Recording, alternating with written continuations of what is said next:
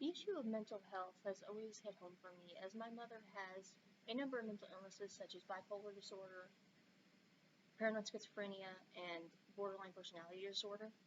I can understand that with these illnesses, there could be sort of a stigma that maybe they are mentally unstable or not fit or just simply dangerous because of their mental health. Um, I am really here just to push my stance on it, which is that at least some people should be committed based on having a certain personality disorder. I am not saying, however, that everybody who has a personality disorder should be detained, but I would like to at least see that more people who are likely to be violent would be committed as opposed to more simple or, I want to say, non-harmful or non-violent uh, disorders like OCD and stuff like that, where there's not a violent component to it as much, and the person who's having this disorder is least likely to be violent.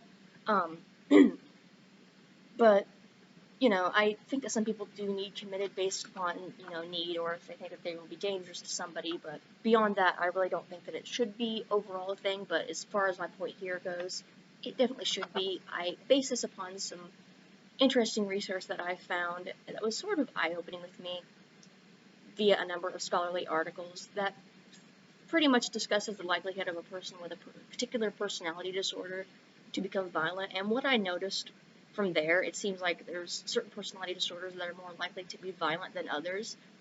This is called Cluster B, which I found out via a lovely article by Psychiatry Today magazine, which specializes in matters of this like.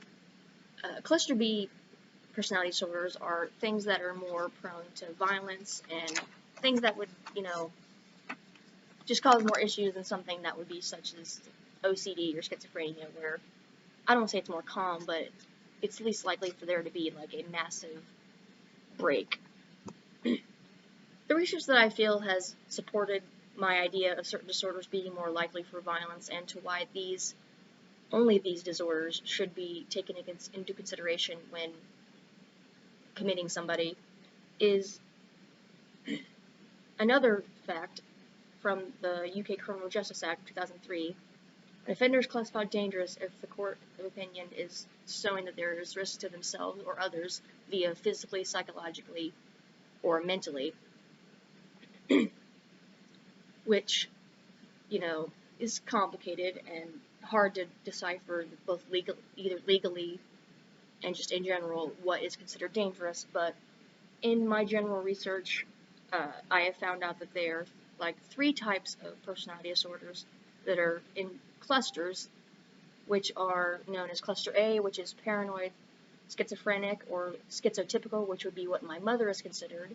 Now, this could be complicated as she also has borderline, which would be in the cluster B, where she is more likely to be violent. Now, that is not saying that I think that she should be committed unless, obviously, she shows signs of being incredibly violent, but it's very much a slippery slope. But cluster C is, the avoidant, dependent, or obsessive-compulsive part of a personality disorder, which is typically non-violent, or at least, not as much as cluster B types, which are more like antisocial, borderline, and histrionic personality disorder, along with narcissistic personality disorder.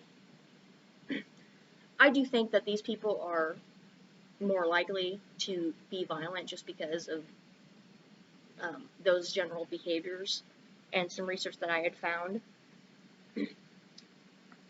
Another article I found that helped support this idea was from the website of Cambridge University. According to the American Psychiatric Association, those who fulfilled the personality disorder criteria, those in cluster B, were found to be more likely to be the most disruptive or violent in their community or as a whole. Now, I don't think that, obviously, people who have every type of personality disorder or any type should be committed, but I feel like there should be at least some sort of commitment of those who are shown to be violent or have the symptoms of a violent personality disorder, such as this.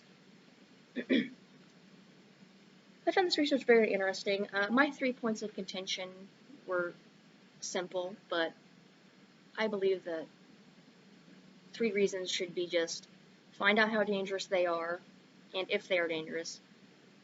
If they have ever had a history of violence, and 3 if they fall into the Cluster B category. If they do not fall into the Cluster B category, they should not be committed. Thank you.